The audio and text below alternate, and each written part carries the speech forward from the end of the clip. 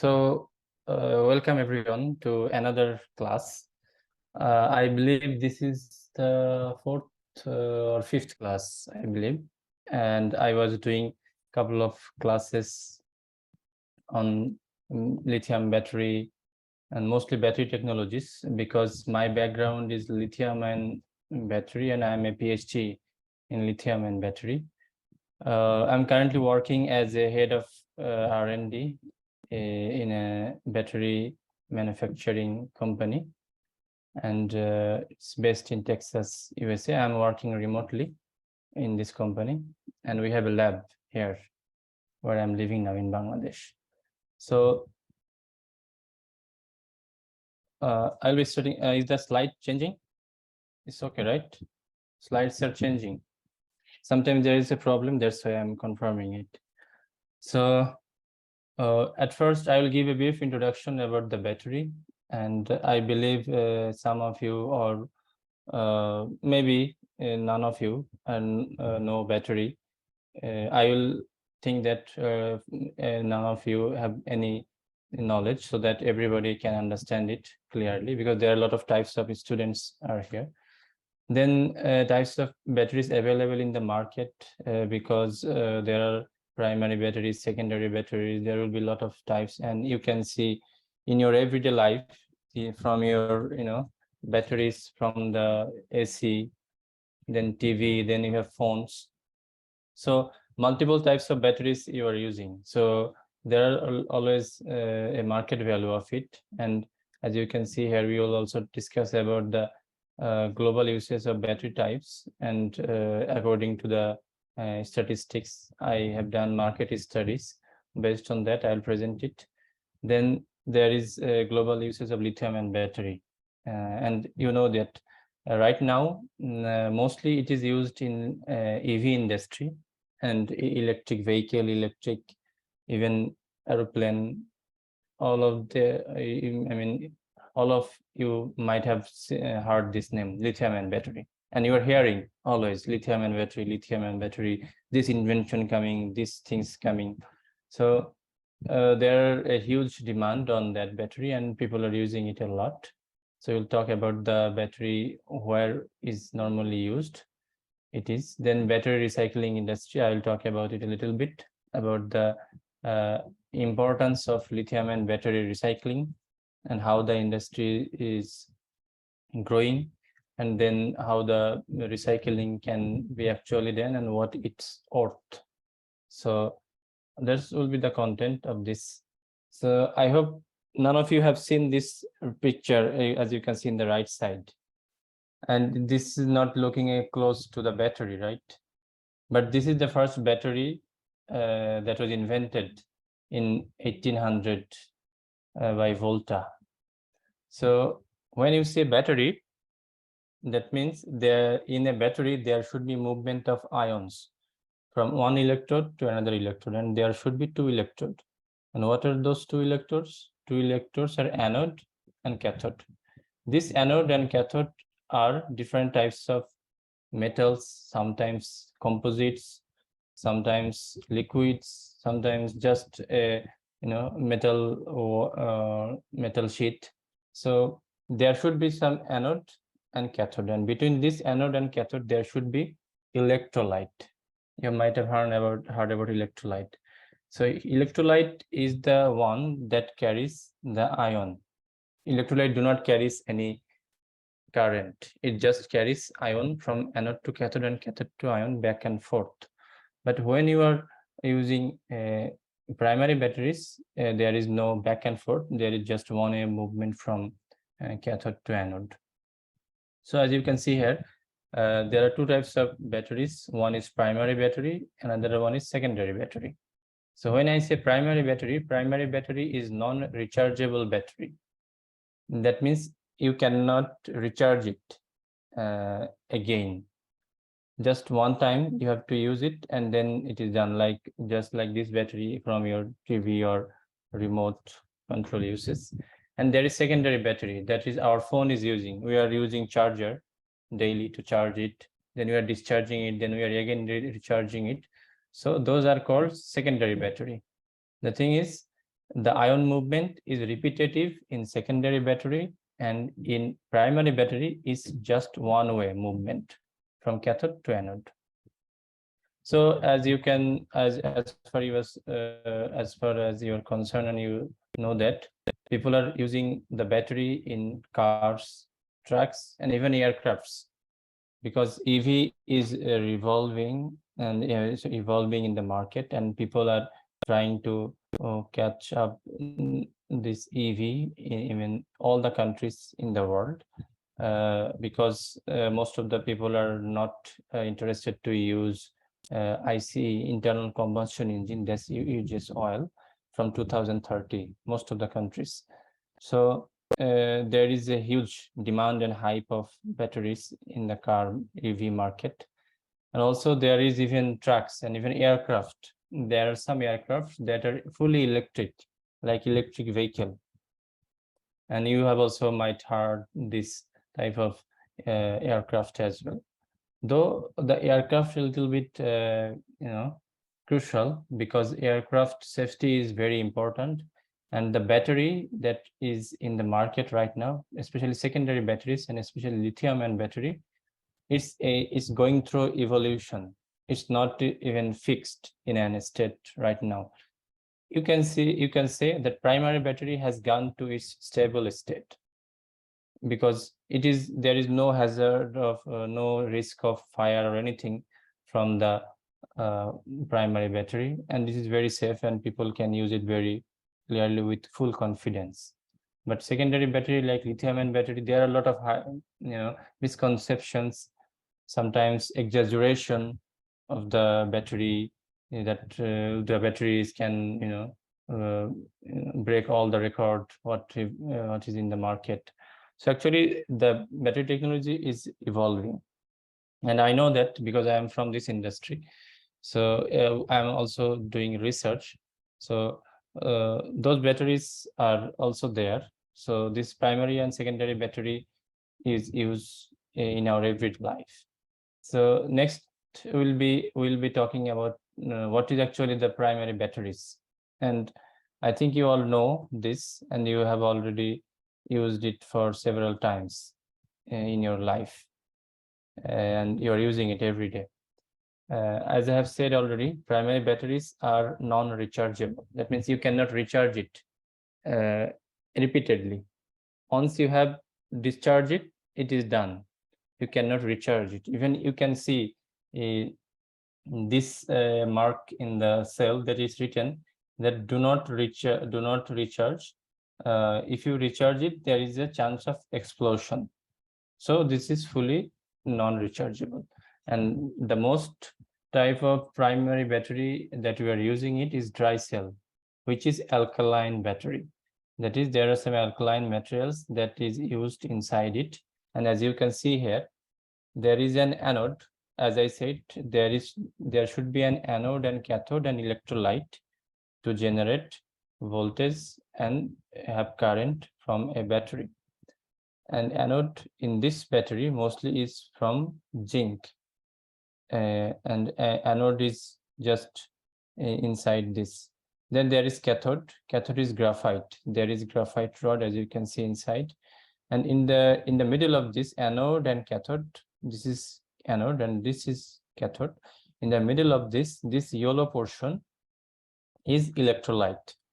And what is this electrolyte? This is actually a paste of manganese dioxide, ammonium chloride, and carbon. And as you have hearing the name, all of them is related to chemistry. So battery fully related to chemistry. And primary battery has one chemistry, secondary battery has different chemistry.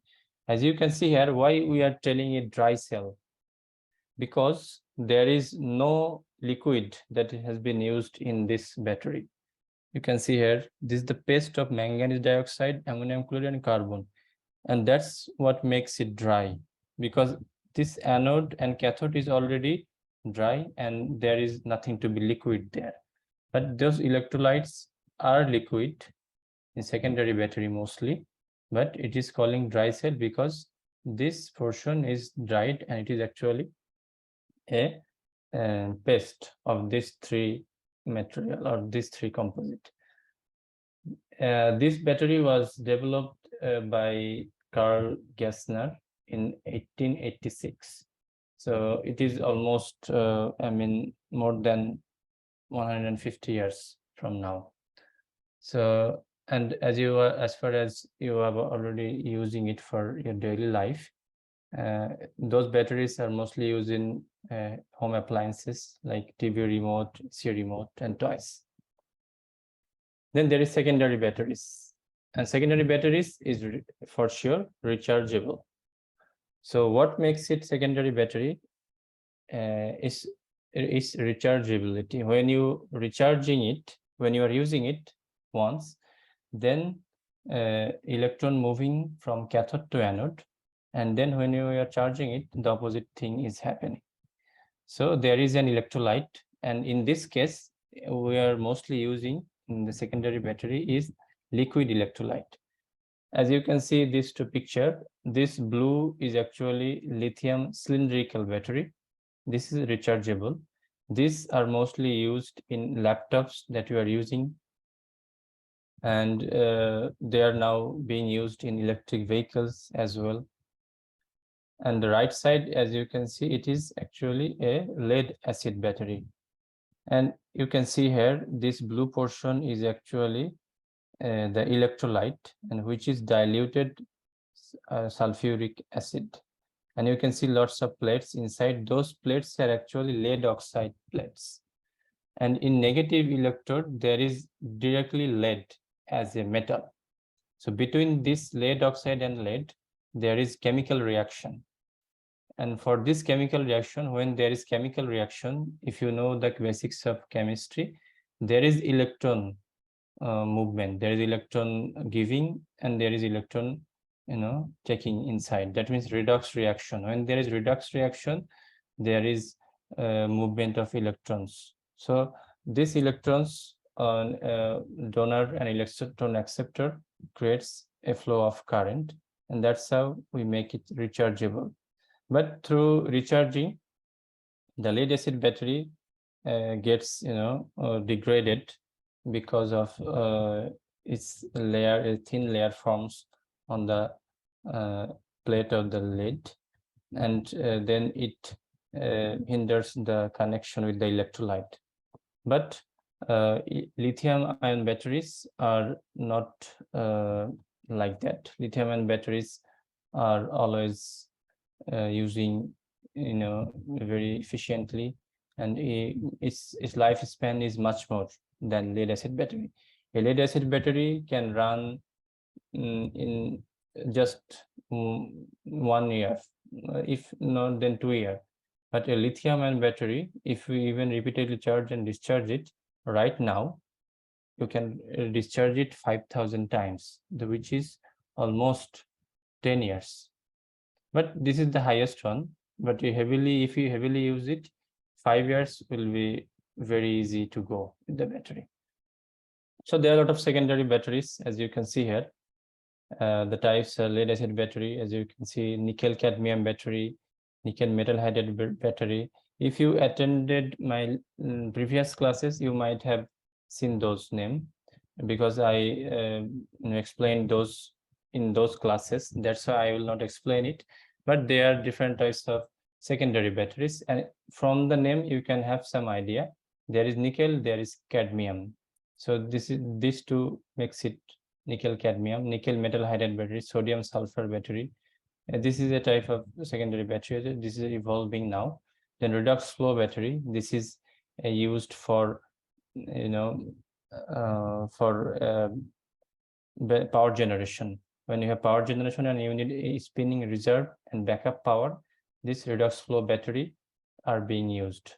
Then sodium ion battery, which is very similar to lithium ion battery, but in this case sodium is used. And lithium ion battery, lithium air battery. Those are different types of secondary batteries. Though some of them are very well known and established and stable. Some of them are evolving, like lithium air battery, redox flow battery, sodium sulfur battery. Those things are evolving. So I will give a brief introduction about lithium battery, because the market that I will be sharing the market trend will be most lithium-ion battery. And I want to inform you some basics of it, because without it, you will not understand properly. So the thing is, as I have said, there is an anode and there is a cathode. And in anode, the composite is actually carbon composite, and in cathode, there should be some lithium. When we discharge it, that means when we first make this battery with anode, cathode, electrolyte, and separator, there is lithium in the cathode, because cathode material is lithium composite. So when you first discharge it, this lithium goes to anode. And then when you recharge it, this lithium goes back to cathode. So this back and forth things happen, and then the outer circuit experience the flow of electricity, and then gives us the power, electric power. And there are a lot of anode materials that people are using, mostly graphite. Then people are using silicon. There is LTO. There are a lot of types of new anodes people are researching on. And among the cathode, there is LCO, the lithium cobalt oxide, LMO, LFP. Those are the common types of cathode. And LFP is actually lithium iron phosphate. Lithium, iron, and phosphate, these three composite makes it LFP. Then there is lithium salt as an electrolyte. And this is very important for a secondary battery, because we want a smooth movement of ion from anode to cathode and cathode to anode. And this electrolyte actually help us to do that. And why, if you say why lithium salt? Because our medium, our electrolyte, electron or ion that we're using is lithium. So from this charge and discharge, repetitive charge and discharge, there can be sometimes a shortage of lithiums.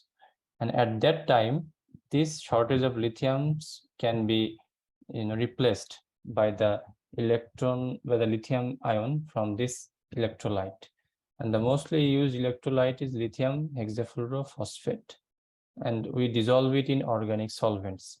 So why organic solvent? Because if salts are dissolved in water, this become electronically conducting. Maybe you have heard that salt water is electrically conducting, but we do not want that the electrolytes are electrically conducting. It should be just ionically conducting. There should be no electronic conduction. That's why we dissolve it in an organic solvent and makes it just ionically conducting. And that's how you have this lithium-ion battery. And when you charge it, it works from, it goes from anode to cathode, and when you discharge, then cathode to anode. That's how it works, and it gives us electric power. And if you say why people are using lithium-ion battery and why they are very crazy about it, this is because of this EV industry revolution. Right up to now, the internal combustion engine, which is ICE, is heavily used, and people are using it in everyday life to run their cars, trucks, transportation, the full transportation, or the I can say the blood of the industry is oil right now. But right now, due to some political reason, due to some economic reason, due to some environmental reason, people are now interested to switch oil to the electric system. And that's how the electric vehicle, concepts of electric vehicle came. And you have most probably heard the name of Tesla, which is the pioneer in electric vehicle. I mean, from Tesla, we have we got introduced with electric vehicle. So there are a lot of advantages for which lithium-ion batteries are being used. So the safety is better in lithium-ion battery because of its making, and it's now growing. And which you can fastly charge it. If you use a lead acid battery, you need 8 hours at least to charge it fully, 100%. But right now we are working on this research. You can recharge a lithium battery in 30 minutes fully, from 0 to 100% in just 30 minutes. This fast charging makes lithium very attractive, and people are even trying to reduce this timing and make it even 15 minutes. Some people are claiming that their battery can be charged in 5 minutes. And why this time important? Because people do not want to wait for the charging. Because if you have an normal vehicle, ICE, which is internal combustion engine, and you go to a fueling station and take the fuel in your car, it will take not more than 5 minutes if there is no line for, no serial for the electric oil, for taking the oil. But if you have a electric car, you have to charge it 1 hour, 2 hour, 3 hour. People do not have this time. That's why people are also interested to buy a vehicle which has higher range. That means 500 kilometer, 600 kilometer, so that you do not need to charge it again. Because if you are going from one city to another, which distance almost 1000 kilometer, you cannot go with this electric vehicle in one charge. So you need to refuel it, like you refuel your internal combustion engine car. So if you just can recharge your battery in 5 minutes, it will be the similar timing for the internal combustion oil run vehicle. So people are trying to do that fast charging, and right now 30 minutes is very common for charging, and people are even trying to make it 5 minutes, and there are a lot of innovations going on this field. Then extended cycle life. So there should be, as I have already said, if you are using a battery repeatedly, you will be concerned about its life cycle. How many times you can cycle it, charge and discharge, because if your battery is just after repetitive charge and discharge in just 6 months, it's doomed and you cannot use it anymore. You will not be interested to give a high amount for this purchase. You will not be interested. People will not feel interest to buy those batteries with this high price. So life cycle life is important, and lithium ion battery can give you extended cycle life. There is higher energy density, as I can inform you, with the kilogram of the battery. For example, if you have a battery 100 ampere hour lead acid battery, it is almost 40 kilogram. But if you have a lithium ion battery, it is just 10 kilogram, and you can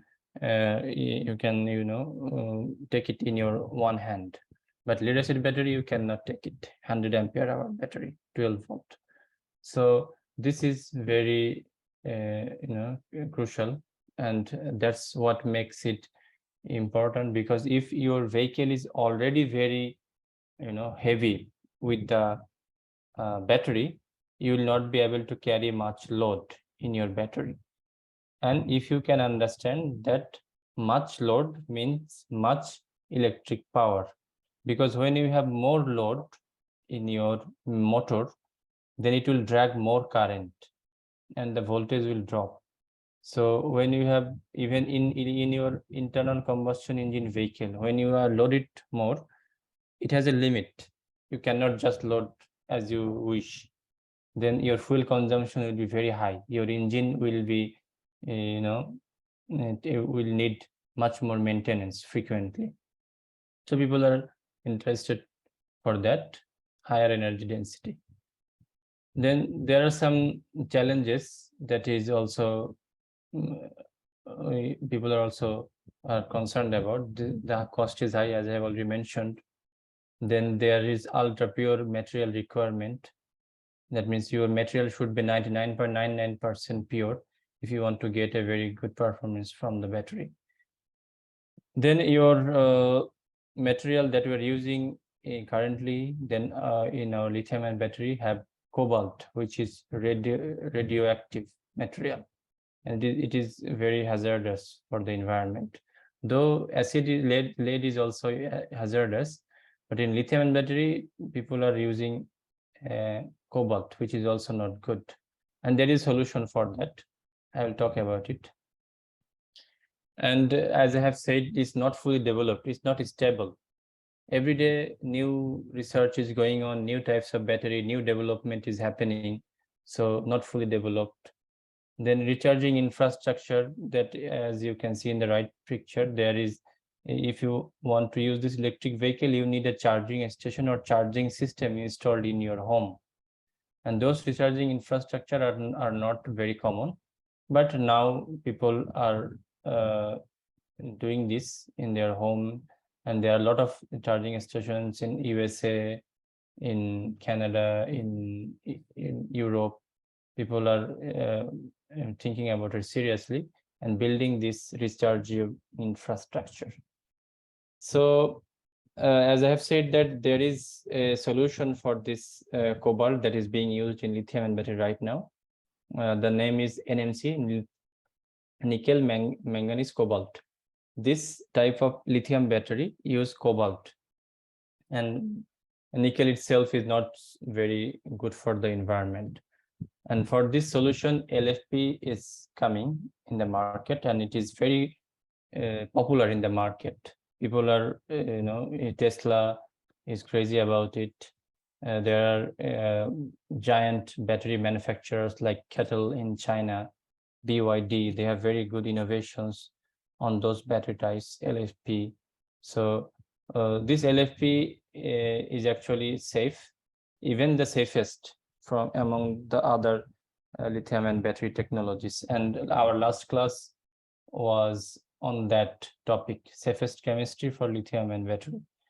So this LFP is very safe in terms of others, but there is always a chance of hazards and fire, because LFP is also using an electrolyte, which is also, flammable. Actually, in lithium battery, the most flammable element is electrolyte, and liquid electrolyte catch fire very easily. If you just pour 2 or 3 drops of electrolyte in normal environment, it will readily catch fire. And lithium, also using sometimes lithium metal itself, this is also very reactive and readily catch fire. That's why people are interested to use this LFP for having more safety. But right now, nobody can say this is 100% safe. Even lead acid battery sometimes, go through explosions. So that's why the safest among those lithium-ion battery is LFP, and it is a solution also against toxic elements like cobalt and nickel. And it is also enough energy density, for running a car, as I've already mentioned it. So those are the advantages of lithium-ion battery. That's why people are using it mostly. Then there is global uses of battery types. That means, as we have talked about secondary batteries, so those are the uses of secondary battery. Actually, primary batteries uses are reducing, and as the power is very low, just 1.1 volt, and the current amount is very low, so just some electronic appliances, remote control and toys, and some minor equipments are being used. And because of this size, because if you have earbuds like this, very small in size, if you can see, so these earbuds you cannot use a primary battery. This use lithium battery, and you need it because of the size. So for this reason, secondary battery are being used mostly, and in a lot of industry, they are using those batteries. And here I have shown the market share of different batteries. As you can see here, lithium-ion battery is now has the highest share, which is 35% almost, and it is growing 23.3% per year. That means compound annual growth rate. Every year, its demand is increasing 23%, and this is the highest among other batteries. 23.3%. Then lithium air battery, the market share is very low because this is just evolving, not fully developed. The second best battery is lead acid battery. As you can see here, 28% of the market share goes to lithium ion battery. And those batteries are also being very popular in auto industry. Auto industry means right now, all the ICE, internal combustion engines, are using lead acid battery for their internal electric systems. You have lighting, you have horns, you have screen for entertainment screen. So those needs electricity, and this electricity is supplied by lead acid battery. That's why lead acid battery has a very high market share, 28%. And other batteries are very minor, but nickel metal hydride, those batteries are a little bit common as a secondary battery, and you can see this has almost 2% of the market share among the batteries. And other battery and primary and secondary battery, all the other consist of 35%. So those are the global uses of battery. I mean, in terms of the market share, how much percentage of those batteries are right now in the market? What is the market share in the battery market of those batteries? It's shown here. Then the subcategory, as I have showed here, now we will talk about the global lithium-ion battery market. The lithium-ion battery market is the most demanding right now. People are talking about it because of this EV and all of the vehicles, including trucks and even aircraft, as I have said. So lithium battery is very demandable in the market. So people are using it mostly, and mostly 35% are used in automotive sector among the all other lithium-ion batteries. Then there is still consumer electronics, which is using 41% of lithium-ion battery. I mean, among the industries, consumer electronics are using lithium-ion 41%, because our laptops or mobiles or watches, all of them are being used by lithium-ion battery. So consumer electronics have also gained a lot of market of lithium-ion battery market share, which is 41%. And actually, this automotive is going higher. The percentage of automotive market share of lithium-ion battery is going high, because actually previously, before 5 years, automotive was just 5 to 10%, and all of them were consumer electronics. But now automotive is growing, consumer electronics is also growing, but comparing to consumer, automotive will be higher, because the amount of battery necessity is higher, the amount of power required is higher.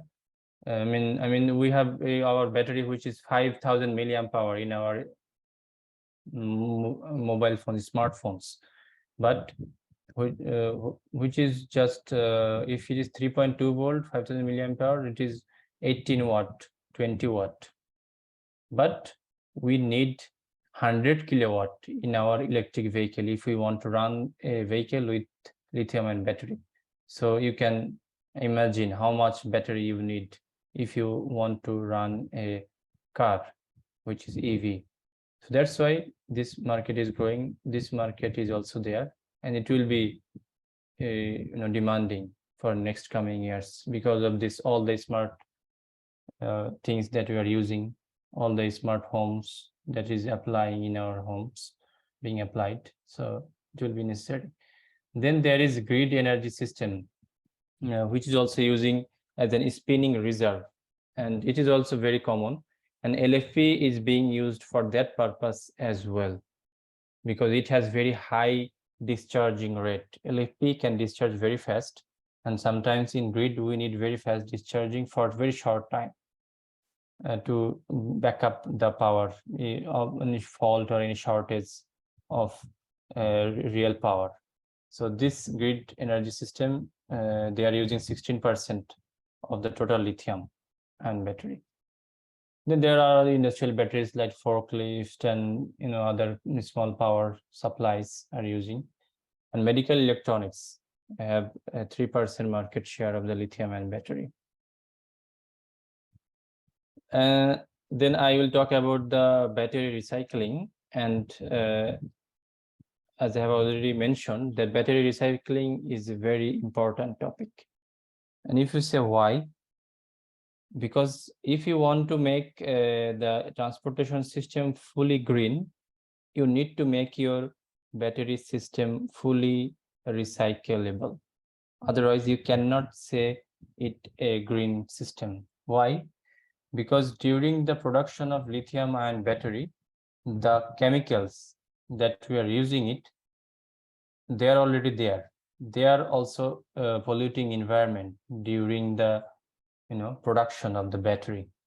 So if you are just producing it and then using it and then throwing it, it will be even more hazardous for the environment, even very much hazardous than this oil run vehicle, because oil is just throwing in the air, but then there will be contaminated water if you throw the lithium and battery.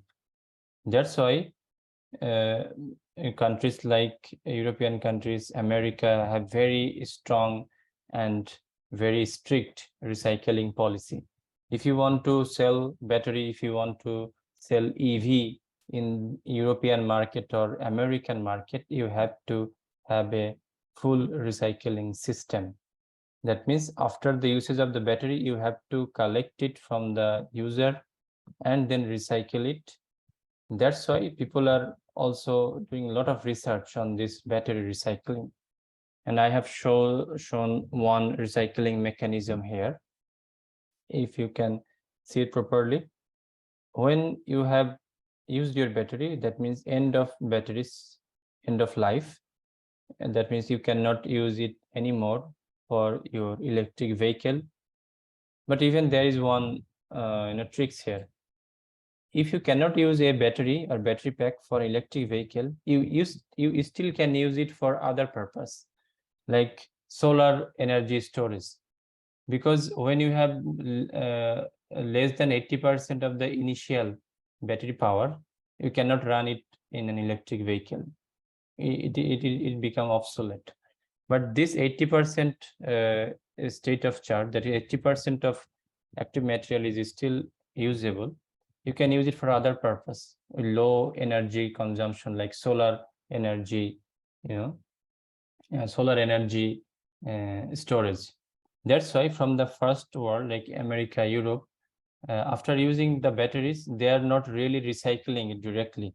They are sending it to the other countries, third worlds, where people can use it for solar energy, because in those countries, the high demand of solar energy is there because of the shortage of electricity. So people are using solar, so they need battery, and they need low cost battery. And this end of life EV batteries can be a solution for that. So there is two types of recycling: the reuse and recycle. So you can reuse it if you have lower power consumption, and then you can recycle it. Actually, recycling is a difficult and costly procedure for sure, but to make sure the supply chain of the battery material, recycling is very important. Otherwise, those material suppliers will be in the driving seat in the future. Like now China have is supplying a lot of the battery materials. Almost 80% of the battery materials come from China. So maybe in the future, if all of the things is very reliable on, very dependable on China, other countries will not be happy with that.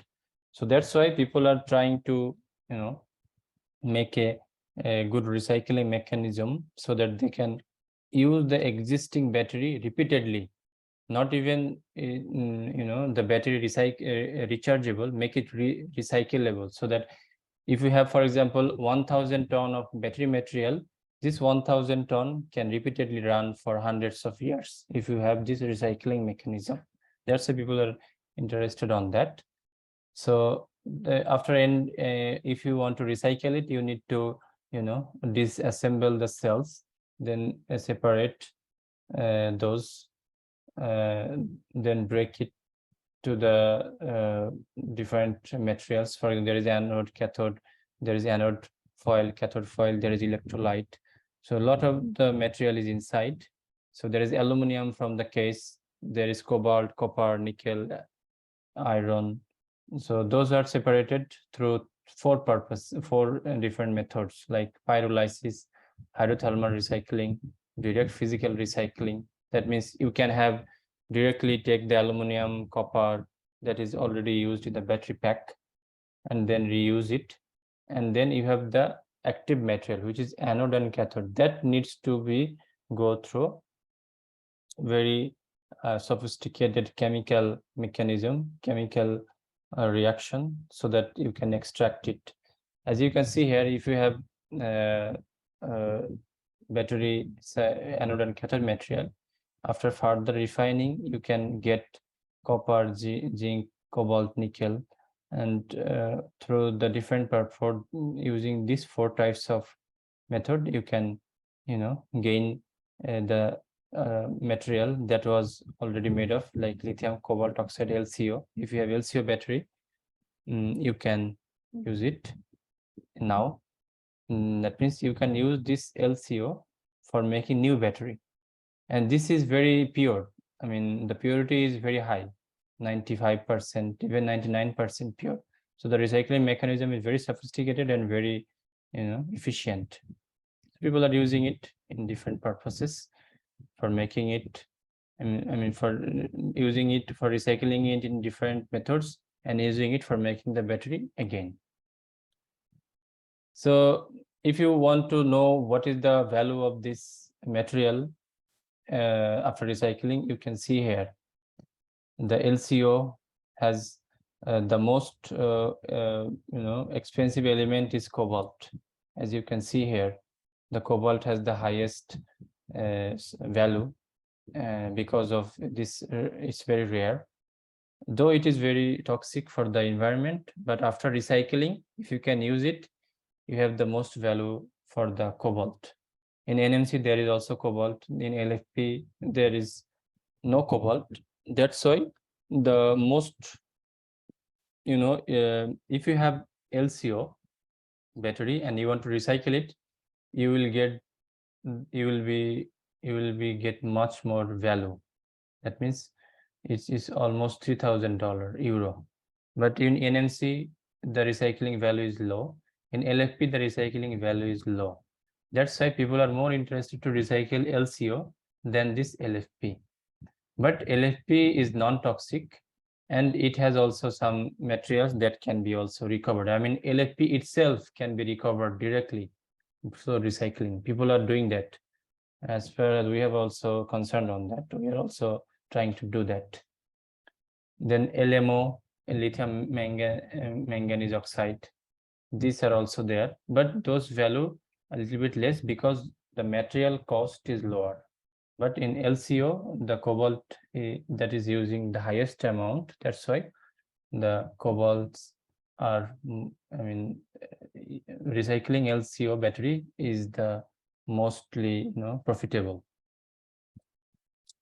So this all from the presentation. I will just give you a summary. That means batteries are now a daily part of our life. We are using it from the last centuries. Primary battery uses are decreasing. Decreasing because of the market size, because of the power necessity in electric vehicle. Then secondary battery uses are increasing because of this auto industry, aviation industry. They are not interested to use the oil anymore. And then lastly, the battery recycling is very valuable to save the environment, to make the battery system or electric vehicle system fully green, recycling is the key. If you do not have the recycling mechanism, you cannot say that your transportation is fully green. Thank you for your thank you for listening, and thank you for your time. I will be happy to clarify if you have any question.